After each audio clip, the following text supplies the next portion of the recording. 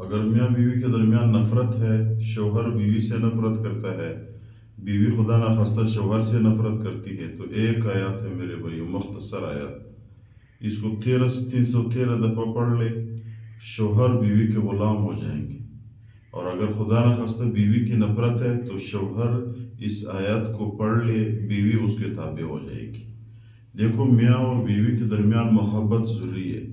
اگر خدا نخواستہ میاں اور بیوی کے درمیان محبت نہیں، نفرت ہے، تو اس کے اثر بچوں پہ پڑتا ہے، پورے خاندان پہ پڑتا ہے۔ جب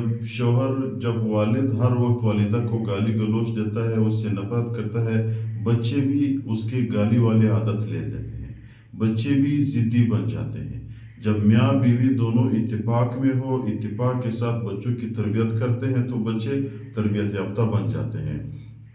اگر خدا نخواستہ والد کچھ اور کہتا ہے، والدہ کچھ اور کہتی ہے، تو بچے میرے بھائیو دوشش میں آ جاتے ہیں۔ تو اس لیے ضروری ہے، اور یہ اسلام میں جائز بھی ہے۔ خدا نخواستہ اگر میاں بیوی کے درمیان نفرت ہے تو اس آیت کو شوہر بھی پڑھ سکتا ہے، بیوی بھی پڑھ سکتی ہے، یہ ایک جائز عمل ہے، اس کا ثواب بھی ہے۔ اور ایک اور طریقہ آپ لوگوں کو بتاتا ہوں، اگر خدا نخواستہ شوہر نے نہیں پڑھا ہے یا بیوی نے قرآن مجید نہیں پڑھا ہے، تو کسی معتمد شخص سے، کسی عالم دین سے، یا کسی حافظ قرآن سے، یا کسی معتمد قاری سے اس آیت کو 313 دفعہ پڑھ لے، اور پھر کسی چیز پہ چپ کر دے، تو جو چیز گھر میں آپ لوگ کھاتے ہو، کھانا کھاتے ہو، سالن کھاتے ہو، اسی سالن میں اس چیز کو ڈالے، مثال نمک پہ چپ کر دے یا پانی پہ چپ کر دے، پھر اسی میں ڈال دو۔ جب آپ نے اس میں ڈال دیا تو دونوں پوری فیملی نے کھا لیا، تو پوری فیملی کی آپس میں محبت ہو جائے گی۔ اگر ایسے ہے صرف اور صرف بیوی کو کھلانا ہے، تو میرے بھائیو، یا آپ کی بس میں نہیں ہے کہ اس کو کھلا لے، یہ بھی مسئلہ ہے۔ مثال کے طور پر بندہ اپنی بیوی کو نہیں کھلا سکتا ہے، بس بیوی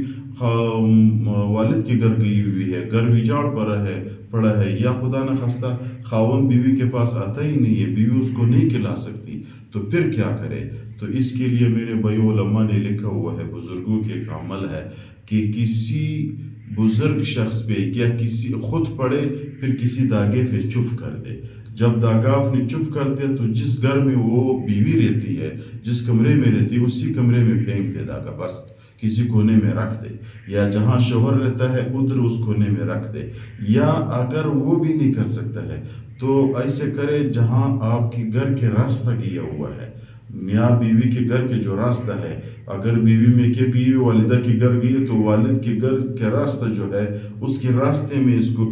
راستے پہ رکھ دے۔ جب آپ نے رکھ دیا وہ داغا، اس پہ 313 دفعہ آیات کو چپ کر دیا ہے، انشاءاللہ تعالی اگر وہ اسی راستے کے ساتھ اس کی گزر ہو گئی، تو انشاءاللہ اس کی دل آپ کی طرف متوجہ ہو جائیں گے، گھر بھی آباد ہو جائے گا اور آپ کی فیملی بھی آباد ہو جائے گی۔ لیکن ایک بات یاد رکھو، یہ میرے بھائیوں ایک ایسی آیت ہے کہ ناجائز کام کے لیے ہم نہ اس کو اجازت دیتے ہیں، اور نہ ناجائز کام کے پڑھنے پہ آپ لوگوں کو اثر دے گا، کوئی اثر اس کا نہیں ہوگا۔ اگر آپ لوگ پڑھ بھی لے، ہم اجازت نہیں دیتے ہیں۔ تو یہ آیت ہے میرے بھائیو سورۃ بقرہ کی 165 نمبر آیت، وَمِنَ النَّاسِ مَن يَتَّخِذُ مِن دُونِ اللَّهِ أَندَادًا۔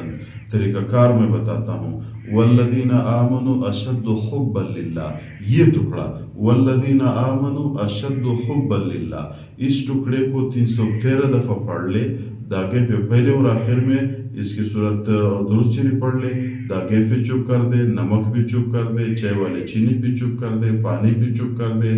یا